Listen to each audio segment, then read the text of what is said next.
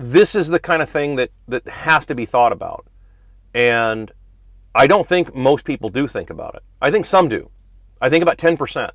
10, maybe 15% of people will think about it to this level. They'll start thinking about it like, okay, this is what it's going to actually take. There's a lot of logistics involved with all of this. And how do we make this work long term? Okay, we haven't even gotten into government yet. We haven't even gotten into that yet. We haven't even gotten into the idea of having any kind of like governmental system. We're still talking about like foundational shit, right? That's how bad this stuff is. If you want to get into the governmental side of this, all right, let's talk. How do you handle the First Amendment?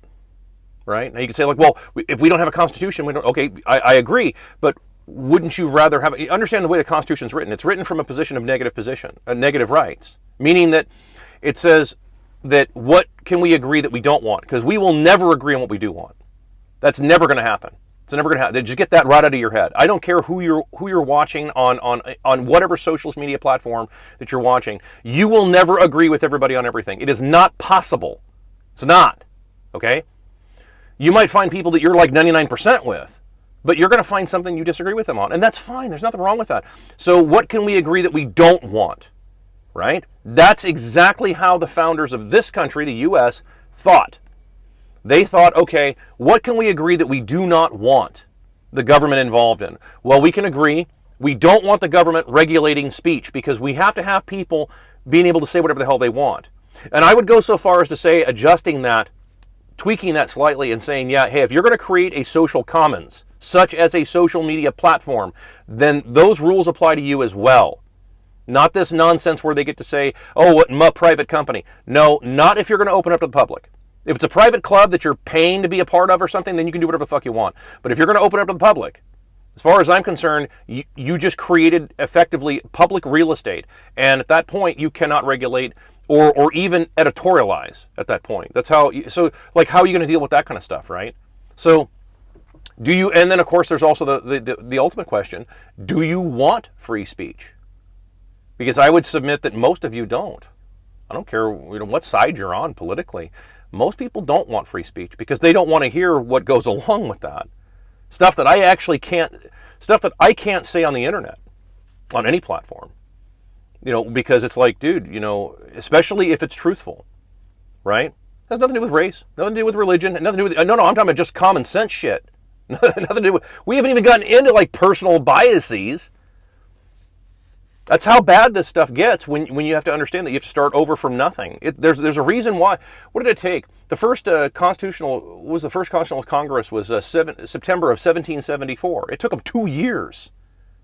Some of arguably the smartest men out there at the time took them a couple of years to iron this shit out. That's how long it took.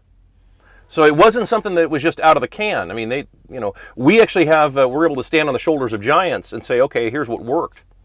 You could say like, well, but the Constitution didn't work. I would call bullshit on that. No, you didn't work. You, American people, didn't work. You screwed up. You allowed all this shit, right? Constitution's very clear. You were never supposed to allow your police to run fucking wild. You were never supposed to allow that. You were never supposed to allow all these bureaus to run around, just unaliving people randomly, while holding their infant children, after, unaliving their dogs and all that shit. You were never supposed to allow that, right? But you've continually allowed it. Boomers. I'm talking to you, boomers. You were the largest demographic for the longest time, actually. Even to this day, I think they're still the largest demo. Like, you were the largest group, and you allowed all this shit to happen. And you did it because, like, well, we can let some of this. No, dude. Once you get the camels under the tent, man, that's it. It's all gone. No, you were never supposed to allow that. You were never supposed to allow any of that nonsense. You were never supposed to allow, like, oh, but they're all crazy people in Waco, Texas. No, you were never supposed to have allowed that. And none of those. And by the way, none of those people, to my knowledge, have ever been prosecuted for their crimes. The people who perpetrated all that shit have never been prosecuted. In fact, they're still wandering around collecting government pensions, as I understand. Having a great time with your money. You were never supposed to allow that shit, yet you did. Right? So I would argue that the idea is that, well, the Constitution failed. No, the Constitution did not fail. You failed the Constitution. You failed the test. You were boomers. You were never supposed to allow this. My greatest generation, all of them in their graves right now, they were never supposed to. Of all the generations, too, like a lot of this shit started back in the a lot of this stuff started prior to them. In fact, 1934 comes to mind. So I'm telling you exactly what I think that George Washington would tell you, and Franklin would tell you, and Jefferson would tell you. Thomas Paine, he'd be a lot more. He'd have his speech a lot more laced probably with the word fuck all the time. But yeah, I mean, I'm just telling you, like these guys would be telling you this shit. Like the Constitution didn't fail. You failed the Constitution. So the question is like, well, okay, so what replaces it? And I realize this is because this is a long discussion. It is a tough discussion to have because my suggestion would be, dude, don't replace the system. Why don't you replace the people who fucked it all up? And then roll all this shit back. Keep in mind, remember, I've said this repeatedly, the only reason all these laws exist, all these 80 million fucking laws all over the goddamn place exist, is to keep a handful of rich people rich. That's it.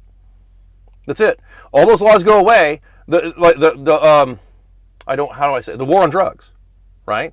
The war on drugs, you get rid of that, and a lot of these problems go away. No bullshit. Cartels go away, gone. Like, how do they fund it? They don't. Get rid of all the crazy laws. Roll all that shit back, and you find out that you're going to find out if you do something like that a lot of rich people stop being rich at that point. You don't need to tax them into oblivion. That's the other part. Let's talk about that really briefly, just because I just reminded myself of that. You know, there's a bunch of people out there, I see they say, like, we need to tax the rich more so that way, the poor people can have more shit. No, how about you just get rid of the laws that protect all these people and let them go broke? And then prices come down naturally. Remember, in an actual free market society, prices come down. It takes enormous amounts of effort to keep prices going up. It takes enormous amounts of effort. To say nothing of inflation, of monetary inflation, which is just printing money out of nothing. So yeah, I mean, like, this is just what you guys have to kind of think about with this kind of stuff. Like, okay, well, what replaces it? I would suggest you don't replace anything. I would suggest you simply replace the people. The next question is like, okay, well, how do you deal with the military? Well, first of all, you ask the question, like, why is it that somebody who's an officer in the military has to have a Marxist education? Seriously. Why? I'm actually asking, why is it you have to have a degree from a Marxist university to be an officer in the U.S. military that is not supposed to be a Marxist country? I'll let you think about that, and we'll see you in part 3.